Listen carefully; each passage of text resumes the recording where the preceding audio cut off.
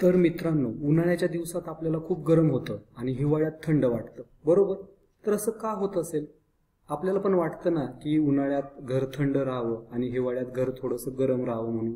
तर आता असं समजा की उन्हाळ्याचे दिवस आहेत, बाहेरचं हवामान गरम आहे आणि घरामधील हवामान थंड आहे, ठीक आहे? आणि याच्या उलट हिवाळ्याच्या दिवसात बाहेरचं हवामान थंड आहे आणि घरातील हवामान गरम आहे.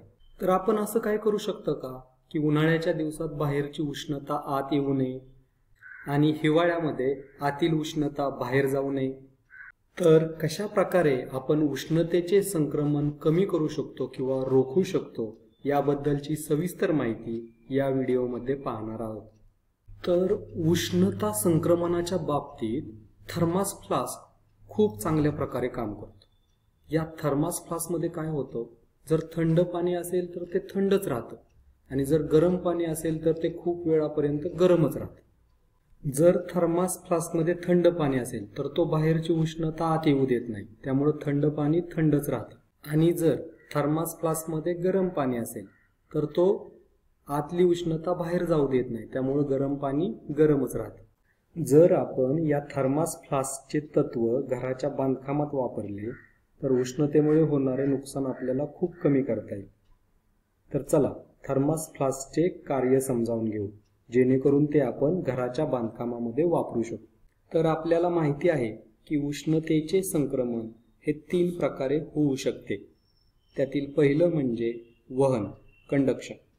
तर आता आपण पाहूयात की थर्मास फ्लास्क वहनाशी कसा सामना करतं ते. तर थर्मास फ्लास्कच्या भिंतीमधून उष्णता बाहेर जाऊ शकत नाही. असं का बरं? तर गरम द्रव्य आणि बाहेरील भाग यामध्ये निर्वात पोकळी आहे, त्यामुळे उष्णतेचे वहन होऊ शकत नाही. ते फक्त झाकणामार्गेच होऊ शकते आणि येथेही झाकण खूप लहान आहे, त्यामुळे उष्णता बाहेर जाऊ शकत नाही आणि त्यामुळे येथे उष्णतेचे वहन होऊ शकत नाही. तर आता उष्णता संक्रमणाचा दुसरा प्रकार म्हणजे अभिसरण, कन्व्हेक्शन. तर गरम हवा थर्मास फ्लास्कमध्ये वर जाते, पण बाहेर पडायला जागाच नसल्यामुळे येथेही उष्णतेचे संक्रमण होऊ शकत नाही, बरोबर? तर उष्णता संक्रमणाचा तिसरा प्रकार म्हणजे प्रारण. तर थर्मास फ्लास्कच्या आतील भिंत ही चकचकीत असते, त्यामुळे गरम द्रवातून बाहेर पडणारी किरणं पुन्हा आतमध्येच परावर्तित होतात आणि त्यामुळे उष्णतेचे प्रारण होत नाही. तर लक्षात आलं कशा प्रकारे थर्मास फ्लास्कमध्ये उष्णता संक्रमणाचे 3ही प्रकार काम करत नाहीत ते. जर आपण थर्मास फ्लास्क सारखंच जर घर बांधलं तर तेथे सुद्धा उष्णतेचे संक्रमण होणार नाही, बरोबर?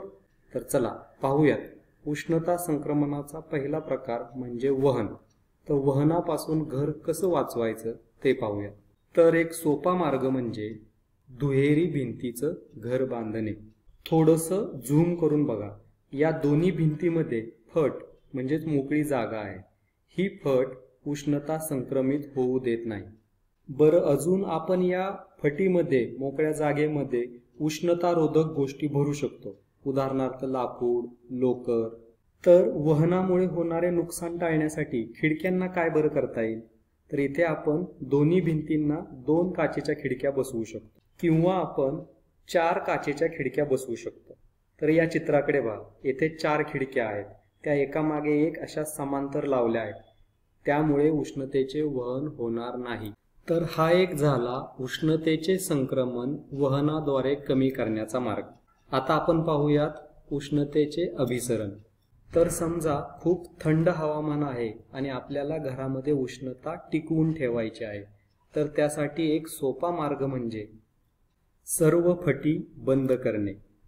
समजा खिडकी किंवा इतर लहान फटी आहेत, जर आपण त्या बंद केल्या तर सर्व उष्णता आपण घरामध्येच टिकवून ठेवू शकतो.